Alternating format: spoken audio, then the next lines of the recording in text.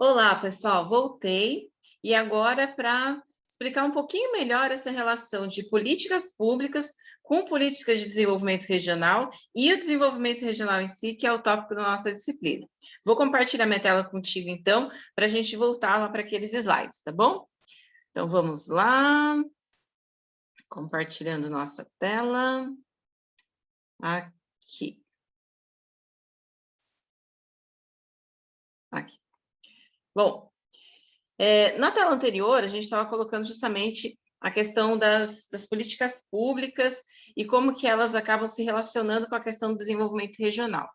O que é importante a gente focar aqui, ou o que eu quero focar aqui, é que, na verdade, quando a gente fala de políticas públicas, a gente está se relacionando justamente às respostas que o governo dá para os problemas que a sociedade encontra. E a partir do momento em que a gente teve a reforma administrativa se operacionalizando no cenário nacional, nós tivemos uma força também muito grande emergindo, favorável ao desenvolvimento regional. Então, a reforma administrativa, de fato, assim, você já tem, desde a Constituição de 1988, você já tem vários instrumentos que vão dar algumas possibilidades, tanto para os estados quanto para os municípios. E aí, essa coisa de pensar o desenvolvimento regional a partir da responsabilidade do governo federal fica um pouco mais descentralizada, digamos assim, porque os municípios começam a assumir também um pouco, os estados e os municípios começam a assumir um pouco também dessa responsabilidade. E aí, isso se consolida de forma mais forte ainda a partir da reforma administrativa, que começou a ser executada no governo Fernando Henrique Cardoso, pelo ministro Bresser, e que aí deu uma boa revisitada naquilo que o Estado fazia em relação à questão das políticas públicas de forma generalizada. Então, com a reforma administrativa, o que a gente observou?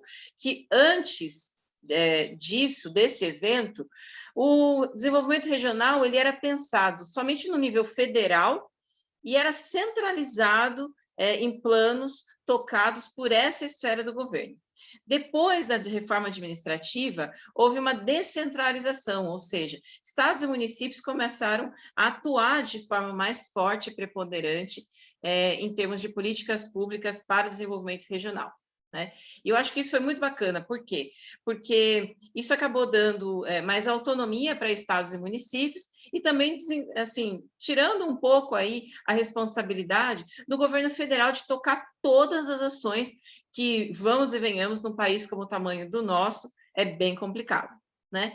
Então, eu acho que esse ponto é importante da gente focar aí para essa discussão que a gente está tendo aqui de desenvolvimento regional e políticas públicas, tá certo? E aí, o que é que implica essa descentralização que eu comentei, né? Implica em você conseguir estabelecer as regiões dentro do país. Então, aí a gente está falando, num primeiro momento, por exemplo, das regiões Sul, Sudeste, Norte, Nordeste, Centro-Oeste. Depois, dentro dessas regiões, as macro e as micro-regiões. E a partir dessa caracterização, você consegue trabalhar melhor algumas questões regionais. Né? Isso é uma das grandes mudanças aí que a gente teve, tá? Por outro lado, a gente também teve, com essa descentralização, o que nós chamamos de governança. E o que é a governança? É justamente a participação social nas esferas do governo, no Estado. Essa participação social, ela vai se dando de diversas formas. Ela vai se dando, por exemplo, através de uns conselhos municipais, que atuam, de repente, na tomada de decisão sobre políticas públicas. Elas vão atuar como formas de audiências ou de consultas públicas. Então, existem vários mecanismos pelos quais a participação das pessoas se torna mais evidente aí no governo. Isso significa a governança, né? E, por outro lado, também muito importante nesse processo, é a questão da responsabilização, o que alguns de nós até poderíamos ter ouvido falar com a palavrinha em inglês, accountability, que significa responsabilização, ou seja, você responsabilizar o administrador público pelo mau uso dos recursos, pelo mau emprego dos recursos. Então, eu acho que são só benefícios que vêm aí para a gente a partir do momento que essa descentralização ocorre e também esses benefícios são refletidos no desenvolvimento regional, né? Então, eu acho que são pontos importantes para a gente refletir dentro desse contexto aí da nossa disciplina. E aí a gente, então, vai pensar no seguinte, para que serve uma política pública?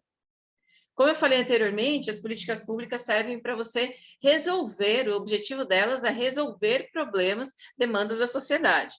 E quando a gente traz isso para as políticas públicas voltadas para o desenvolvimento regional, a gente entende que essas políticas também têm objetivos. E tem política para praticamente tudo quanto é objetivo de desenvolvimento regional.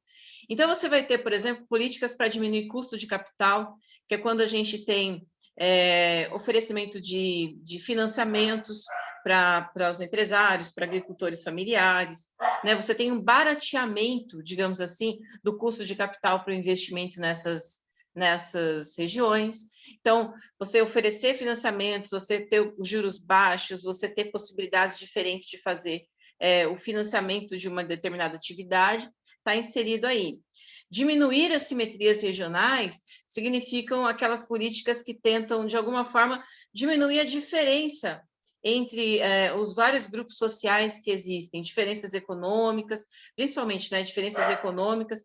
A minha cachorra latina aqui, para variar, né? Ela adora latinar na hora que eu estou dando aula.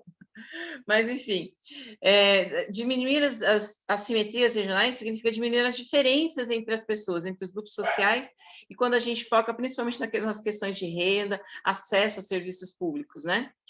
Diminuir mobilidade de capital são políticas voltadas para você não ter, por exemplo, empresas migrando de uma região para outra.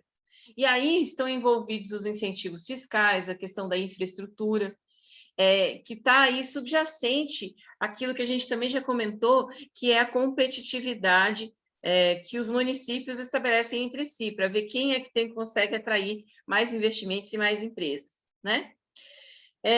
Outro objetivo, valorizar as externalidades, ou seja, valorizar as vocações regionais, valorizar aquilo que tem de bom, de bacana, de legal numa região, de repente valorizar produtos regionais, recursos que estão ali presentes e que dão até uma certa unicidade para aquela região, e também aumentar a competitividade regional, no sentido de você conseguir, de fato, provocar interesse de empresas e organizações em se instalar na sua localidade, em promover o desenvolvimento daquela região.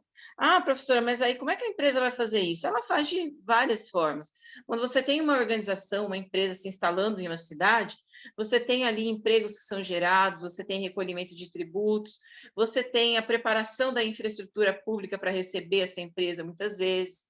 Essa empresa demanda também do poder público algumas situações. Então, tem ali uma série de benefícios que são construídos ou constituídos a partir dessa visão da competitividade regional, tá certo?